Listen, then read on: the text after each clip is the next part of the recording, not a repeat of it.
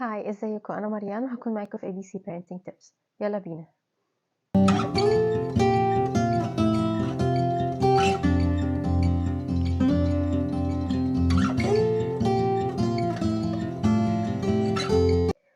تفتكروا لعب الاطفال رفاهية، حاجة ملهاش لازمة، ولا حاجة مهمة ان احنا نكون بنوفرها لولادنا؟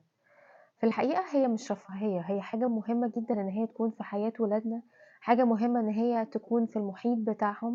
الألوان الكتير، الشخصيات التخيلية، الألعاب التفاعلية زي المكعبات، الحاجات دي مهمة جدا ان هي تكون موجودة في حياة الطفل علشان يكون طفل فرحان. الطفل الفرحان محتاج ألوان، محتاج لعب، محتاج يتخيل. اللعب والألوان والحاجات الجميلة دي بتنمي ذكائه، بتنمي قدرته على التخيل، كل ده بيخليه طفل فرحان، بيخليه مبسوط. ودي حاجة مهمة ان هي تكون موجودة في المحيط بتاعه، في اوضته، في المكان اللعب بتاعه. دي حاجة مهمة قوي قوي بالنسبة له. طيب تفتكروا بقى نوعية لعب الأطفال دي المفروض تكون عاملة ازاي؟ يعني هل نجيب لعب غالية قوي ولعب مكلفة علشان خاطر الطفل ينبسط، ولا لعب عادية وبسيطة والمهم ان هو يلعب بيها؟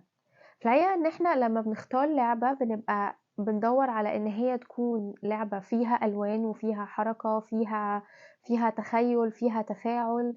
لكن مهم كمان ان احنا نبقى عارفين وعاملين حسابنا ان اللعبة دي احتمالية ان هي تتدش وتتكسر احتمالية كبيرة.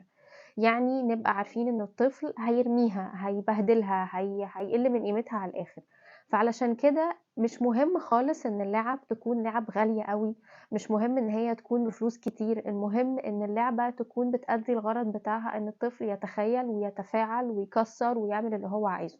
لو جبنا لعبة غالية والطفل ابتدى يكسر فيها او يلعب ويفك فيها، هنبتدي نتنرفز ونتعصب ونقوله لا ما تعملش كده، ونقوم شايلينها في الاخر منه علشان ما يلعبش بيها، علشان ما يكسرهاش. طيب يبقى احنا كده استفدنا ايه؟ ما استفدناش حاجة.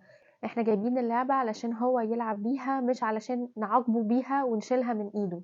علشان كده اللعب يستحسن ان هي تكون لعب احنا مش هنزعل عليها، مش هنتخض عليها، مش هنحاول نعاقبه بيها.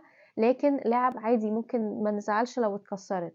تكون لعب سعرها طبيعي، سعرها معقول، ويكون فيها بقى الألوان الكتير زي المكعبات، زي الشخصيات الصغيرة، زي البازل. الحاجات اللي هي مش لازم تكون غالية قوي. في لعب بتبقى عليها موسيقى مثلا او دي ممكن تكون غالية شوية. يعني لو في مقدرتنا ان احنا نجيبها، لو ما فيش خلاص مش ضروري.